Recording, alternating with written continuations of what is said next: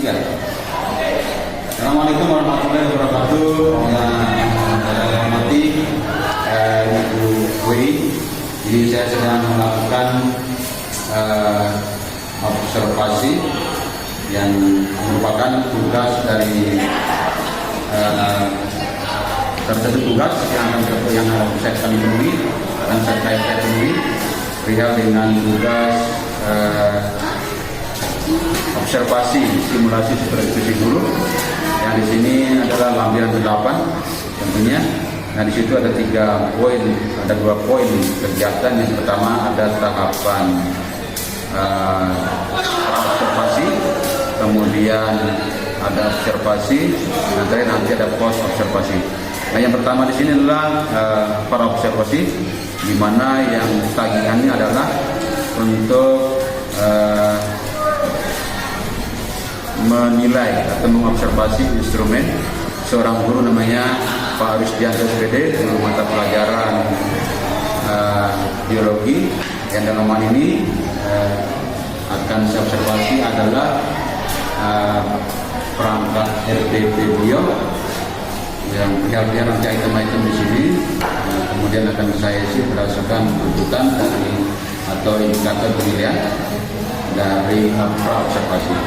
Nah beliau ini nanti di kelas akan mengajar kelas 11 ya, kelas MIPA yang tentunya nanti pada prakteknya akan kita lakukan observasi nanti. Nah kita mulai Pak Rusdianto. Pak Rusdianto sehat ya?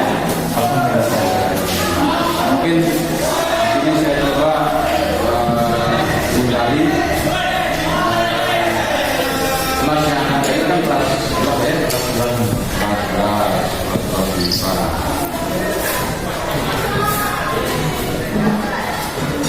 Kompetensi atau temanya apa? Berkaitan dengan sistem pertahanan atau sistem pertahanan atau sistem imunitas tubuh ya. Kalau boleh saya langsung ke penyakit. Baik. Ada identitas mata pelajarannya? Ada. Oke. Kemudian kompetensi inti ada 3 jadi 4. Oke, ada betul. Kemudian menentukan kompetensi dasar, KD-nya ada kan? Oh ini KD-nya. KD kan berarti bolehnya keterampilan dan pemahaman yang kuat dan KD yang keterampilan. Mantap. Tujuan pelajarannya, oke, sudah ada. Kemudian materi pembelajaran, fungsi sistem pertahanan tubuh dengan pertahanan tubuh. Oke. Kemudian pendekatan, metode dan model pembelajaran. Yang mana Pak? Kalau metode pendekatan saintifik adalah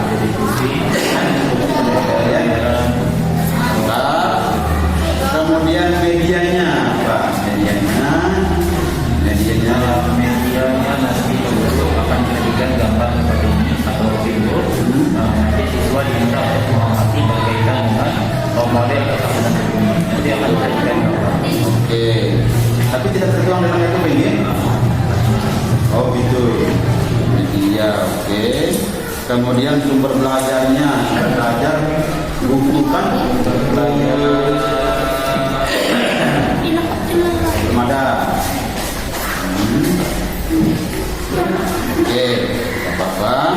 Kemudian kegiatan pelajaran nanti ada pendahuluan, ada penutup, kegiatan itu, pendahuluan kegiatan itu, kemudian penutup. Mantap. Oke, ada penilaiannya Pak. Penilaiannya 3 aspek. 3 aspek itu. Mantap. Pengetahuannya ada soal. Begitu. Ya. Oke. Jadi ternyata yang tidak termuat di sini di RPP adalah sumber belajarnya, apakah menggunakan buku apa, kemudian dari internet, kemudian apa ya, mungkin baca atau yang berhubungan dengan apa namanya materi sistem dulu untuk para observasinya nanti kita di lapangan. Kita di observasi ini yaitu pelaksanaan kegiatan pendidikan. Kemudian terima kasih. Saya pikir ini bagus betul. Tinggal beberapa nanti diperbaiki. Oke, terima kasih.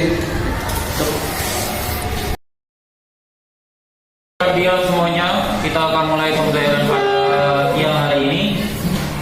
Assalamualaikum warahmatullahi wabarakatuh.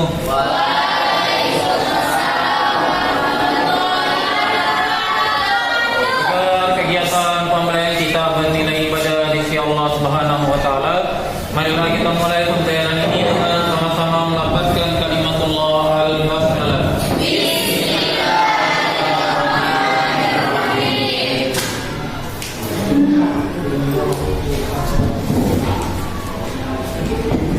Oke, yang pertama pada proses pembelajaran ini yang pertama akan saya cek kehadiran berapa orang yang tidak hadir. Sudah ada keterangannya disampaikan, tidak ada?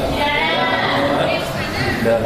Jadi kaitan dengan kehadiran, apapun alasan kalian mohon untuk disampaikan kepada wali kelasnya atau guru mata pelajaran yang masuk pada hari tersebut. Ya.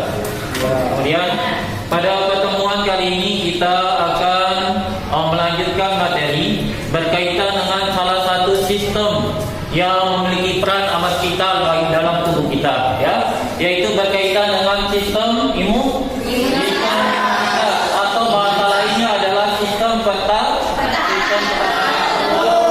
Apa sih manfaatnya? Apa sih tujuannya kita mempelajari materi ini? Yang pertama, yang kita ketahui adalah tubuh kita sudah dirancang sedemikian rupa oleh Allah Subhanahu wa taala, bagaimana tubuh kita itu mampu melindungi diri kita sendiri, mampu menahan berbagai macam penyebab penyakit sehingga tidak merugikan tubuh kita. Pentingkah pertahanan? Penting. Mengapa penting? Karena kalau tidak ada tidak terkena tujuan pembelajaran kita pada pagi hari ini yang pertama adalah untuk mengetahui bagaimana sih kekebalan tubuh kita dalam melawan penyakit. Yang pertama, yang kedua, bagaimana sih cara tubuh kita untuk mencegah atau merontokkan penyakit. Kemudian yang ketiga adalah bagaimana gangguan-gangguan yang dapat terjadi berkaitan dengan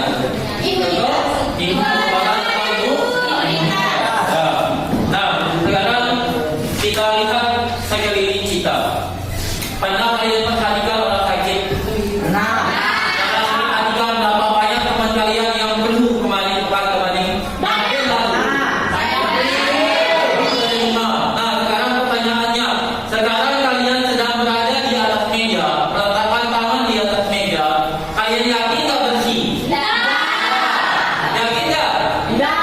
Bersih? Yakin? Jika kalian menjawab pulpen yakin tidak ada dia. Lantas pertanyaannya, mengapa kalian tidak bisa sakit?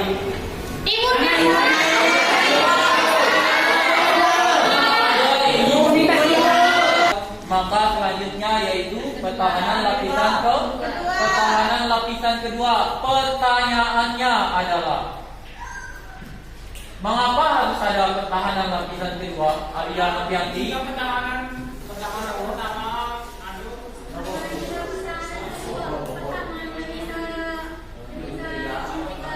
tidak bisa menghentikan atau menghalau masuknya virus. Pertanyaan berikutnya, apakah mekanisme atau cara kerja daripada pertahanan lapisan kedua sama dengan pertahanan lapisan pertama? Beda.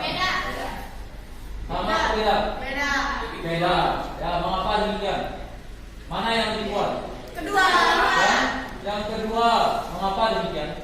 Karena yang kedua harus dibuka juga. Ya, karena apa? Karena pada lapisan pertama dia sudah melawan lapisan pertama, otomatis virusnya agak sedikit. Yang pertama dia berkurang. Mengapa bisa berkurang? Karena sudah dilawan katanya. Ya, karena dia sudah melewati benteng pertahanan pertahanan. Lagi otomatis imunnya tahu cara Cara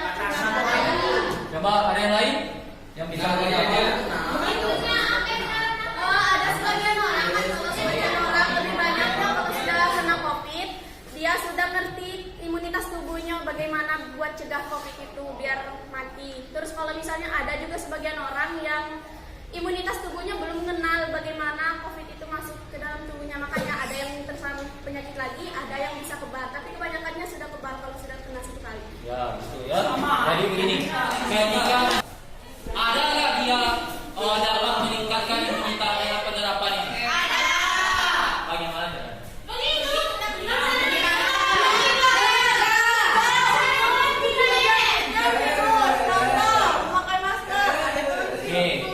Jadi 3M ini lebih kepada pencegahan virus supaya dia tidak masuk ke dalam tubuh kita.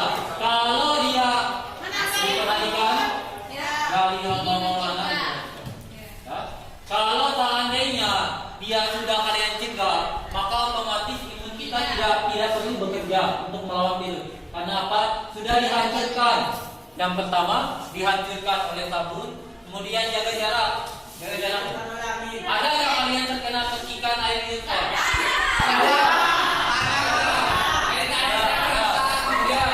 Memakai masker. Ada nggak kalian menghirup air liur saya? Pertanyaannya, kalau seandainya 3M kalian terapkan, kalian bisa terinfeksi atau tidak?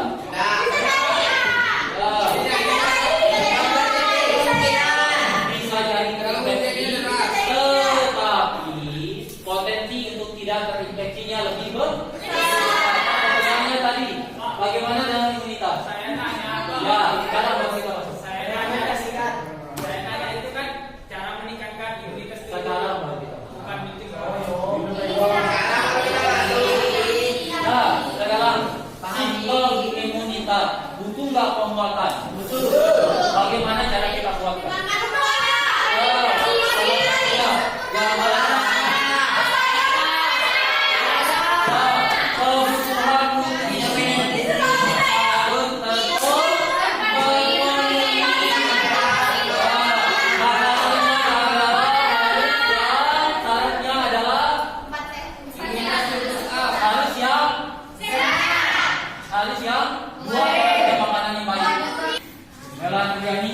Apa pertahanan lapisan kedua? Disebut pertahanan apa?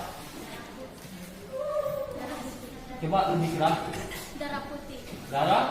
Sel darah putih. Pertanyaan berikutnya, kalau sudah dia melewati lapisan pertama, apakah strategi lapisan pertama dan kedua itu sama nggak dalam upaya? Tidak. Apa perbedaannya, Anissa? Pertahanan lapisan pertama. Lapisan pertama perbedaannya lapisan pertama pertahanannya.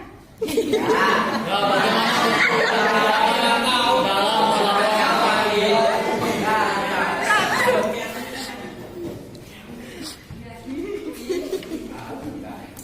Dijawab, jangan ketawa ya. Jangan ketawa ya. Bedanya saya, Pak. Ada semangat galis. Lapisan pertama itu lebih mudah dilewati oleh virus, sedangkan lapisan kedua itu akan lebih kuat dalam melawan virus. Itu ya. Ketika dia sudah melewati lapisan pertama, maka otomatis jumlah virus yang akan dibunuh di lapisan kedua lebih sedikit karena sudah dihancurkan oleh benteng pertahanan lapisan pertama. Kira-kira seperti itu. Bisa dipahami? Bisa. Dipaham? Ya. Jadi kesimpulannya adalah benteng pertahanan dalam tubuh kita ini sudah disediakan oleh Allah. Ya? Tinggal kitanya ini bagaimana menggunakan dengan sebaik-baiknya. Bagaimana benteng pertahanan tersebut bisa terjaga dengan baik. Ya? Bagaimana benteng pertahanan tersebut bisa berfungsi dengan baik dalam melawan penyakit. Itulah inti daripada kesimpulan sistem imunitas. Ya. Oke, untuk pertemuan berikutnya nanti pada sistem imunitas kita akan masuk pada mekanisme kekebalan spesifik. Berarti mekanisme kekebalan yang secara khusus menyerang bakteri-bakteri khusus atau bakteri-bakteri tertentu. Ya, sekian untuk pembelajaran kita pada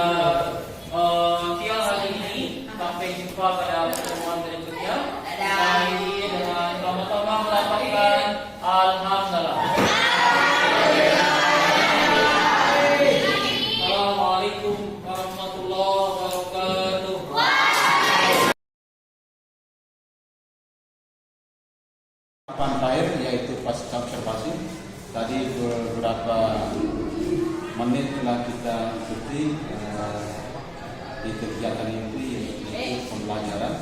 Nah, sekarang terakhir yaitu pasca observasi di sini yang kita lakukan adalah apa yang perlu dievaluasi. Jadi sebagai contoh perihal dengan pembelajaran tadi, jadi saya melihat luar biasa Pak Yanto. Jadi ini kan kita bilang tidak mencari kelemahan para guru, yang kami lakukan, kemudian kita bersama-sama bersifat memperbaiki. Dan itu juga dilakukan sering-sering. Mungkin saya yang paham di Pak Rudianto atau mungkin Pak Rudianto yang tidak lakukan yang kita sama. Jadi di sini dari motivasi sudah, kemudian mengkondisikan kepada dengan nyaman kepada sudah, menyampaikan juga dengan indikator sudah ada, kemudian penguasaan materi pelajaran bagus, menyajikan materi secara sistematis bagus, menguasai kelas ya sudah bagus, melaksanakan pelajaran sesuai dengan alokasi waktu yang direncanakan bagus, menumbuhkan partisipasi aktif keseluruhan belajar bagus, merespon positif dan partisipasi kita bagus, menumbuhkan keceriaan. Jadi saya lihat anak ceria bagus karena dia mungkin penyampaiannya bagus, terus merasa nyaman, cepat anak paham sehingga anak itu antusias. Kemudian tinggal proses saintifiknya yang 5M itu yang masih tidak semua 5M itu yang terpenuhi. Itulah mengkomunikasikan, terus sampai mengkonfirmasikan itu. Itu yang kita lakukan. Kemudian kalau aktivitas pembelajaran PowerPoint itu transfer knowledge-nya sudah kelihatan. Kemudian critical creativity-nya, jadi dia bersifat melirik.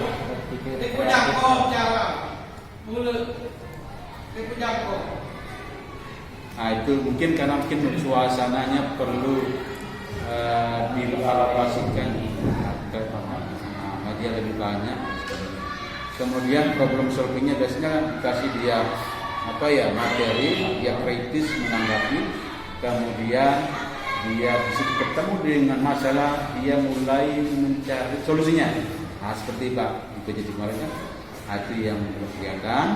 Kemudian dimensi pengetahuan, full saya lihat bagus, oke.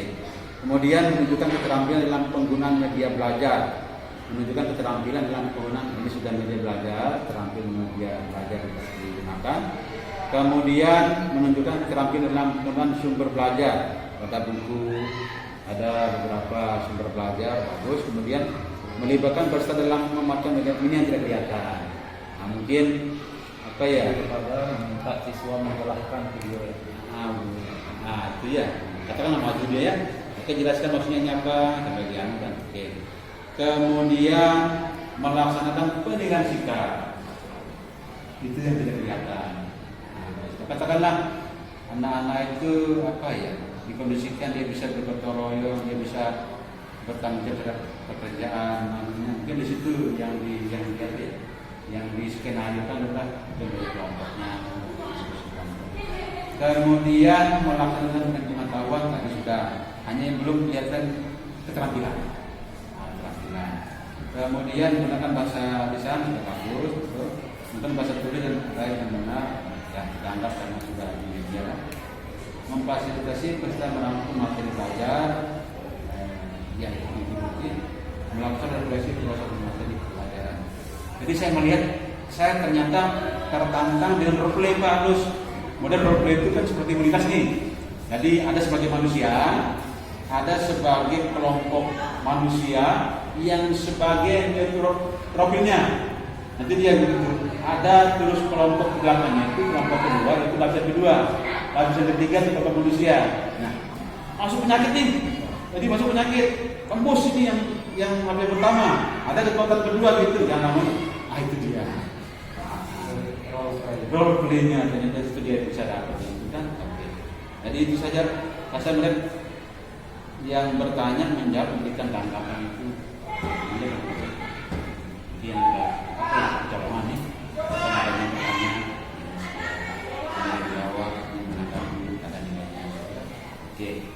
memberikan kesempatan siswa dalam menempatkan media belajar setiap kali, kegiatan program sorting, dapat diselamatkan dan siswa berjalan.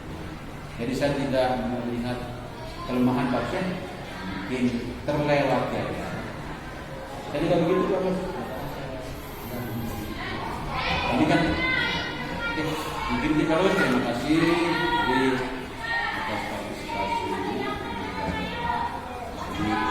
Baik, Bapak Ibu guru, Bapak Ibu calon kepala madrasah, dari kegiatan PJJ Kepala Madrasah, inilah apa adanya yang kami lakukan dari awal sampai akhir. Dan kami cukupkan sekian. Terima kasih. Assalamualaikum warahmatullahi wabarakatuh.